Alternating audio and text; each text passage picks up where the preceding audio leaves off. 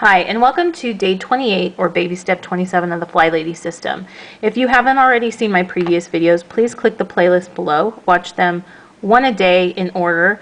These are habits that we're building slowly so that we don't burn out, and these habits will become our routines, which are the foundation for the whole system. And this system is to better manage your home and your personal life. So, baby step 27 is about meal planning or thinking about that. We've already talked about adding that into one of our routines. So far, and I'm just going to start using, I think, these terms because this is kind of how I broke it up. I didn't have 3, I had 2. In the morning, you make your bed, get dressed to lace up shoes, fix your hair and face. You see your Post-its in the bathroom and the kitchen to remind you to check your control journal. You're going to, if you have any negative voices, change them into something more positive. Do a 2-minute hotspot, 5-minute room rescue, 15-minute declutter. Get your laundry started or get your laundry wrapped up from the night before. Swish and swipe your bathrooms and read your FlyLady emails as a reward for getting all that done. In the afternoon or my PM routine, I would start dinner, and that would be, after I would pick up dog poop and lay out my outfit for the next day. That would be the next thing that I would do, because sometimes things take longer to get going. If you're going to do something in the crock pot on high, it might take 2 to 3 hours. Hopefully you would have thought about that and got that started earlier, but you can throw things in the oven that might take an hour or so if you start earlier. So get your dinner started and lay out your outfit for tomorrow. Do a 2-minute hot spot. Get your laundry started or finished up. Check your control journal. Make sure that you're not missing anything. After dinner, shine your sink. I added to mine, lay out your dinner for tomorrow, which is what she's kind of talking about here. And I would do that the night before to make sure that it was defrosted for the next day. I would also add to this packing up my lunch for the next day and getting my breakfast prepped as much as possible. Breakfast prep would also include getting your coffee maker set up for the next morning. That's something that is invaluable to me now that my dogs get up at 4:45 in the morning.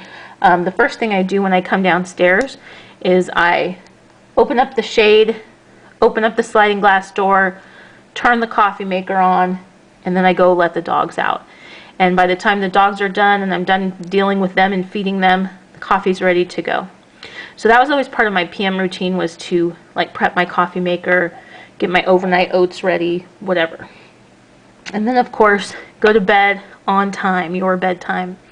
So for day 27, she's kind of reiterating thinking about getting your dinner ready to go.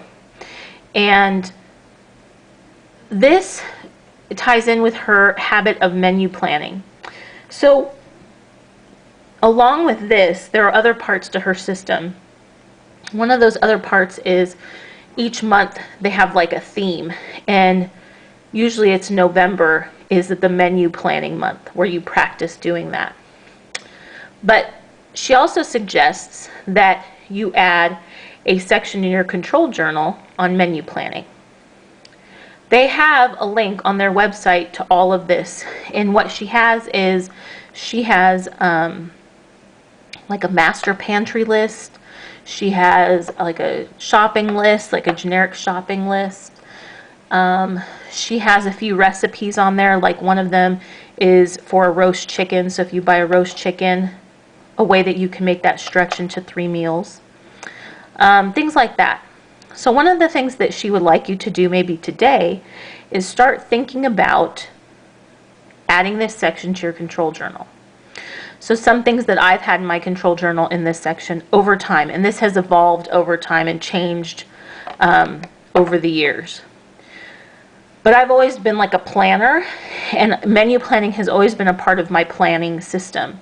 If you've ever watched any of my actual planner videos, that's almost something that I always have that in my planner, what's my dinner plan for the week.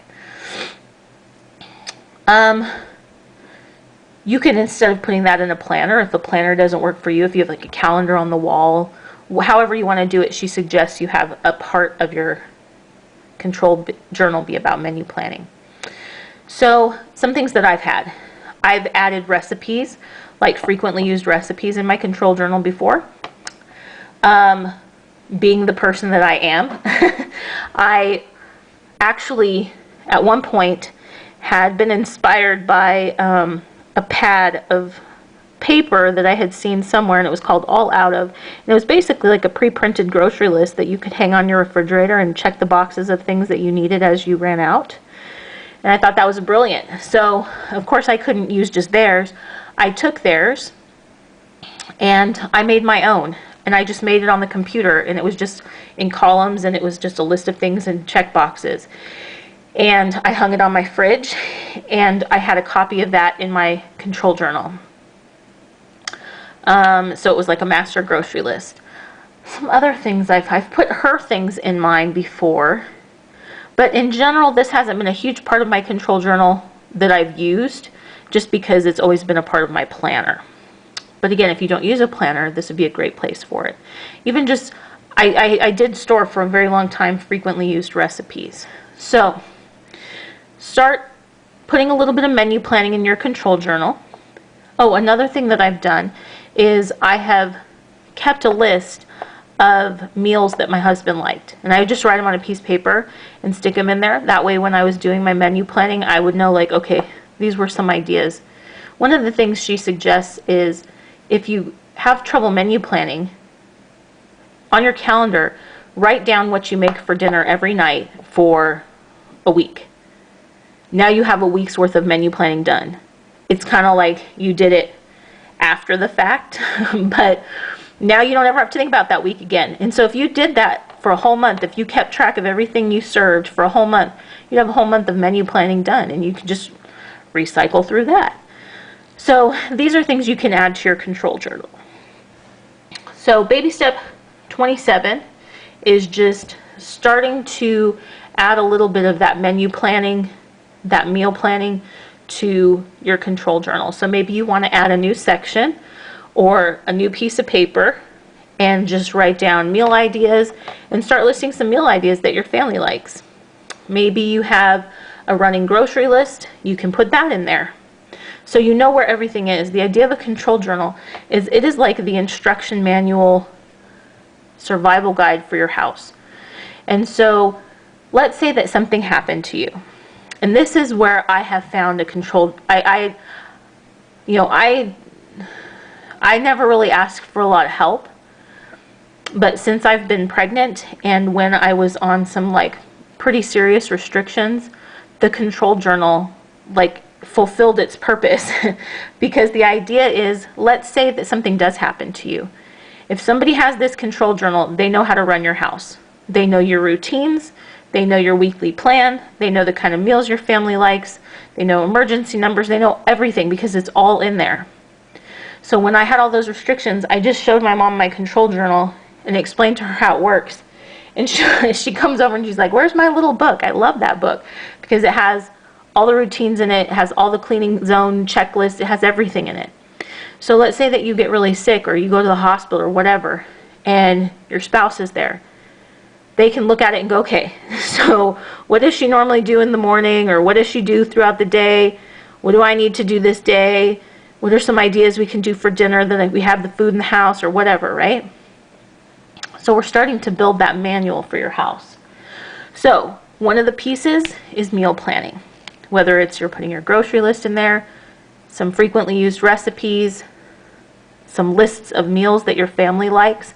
You maybe with your family put on the timer for 10 minutes and say, okay guys, we are going to think of all of our favorite foods, all of our favorite meals, what's your favorite dinner, and just for 10 minutes have them list, just have them tell you, and you list them in your control journal. You're starting to already think about menu planning. So that was day 28, baby step 27. If you have any questions, please list them below. Otherwise, I will see you tomorrow for baby step 28. Bye-bye.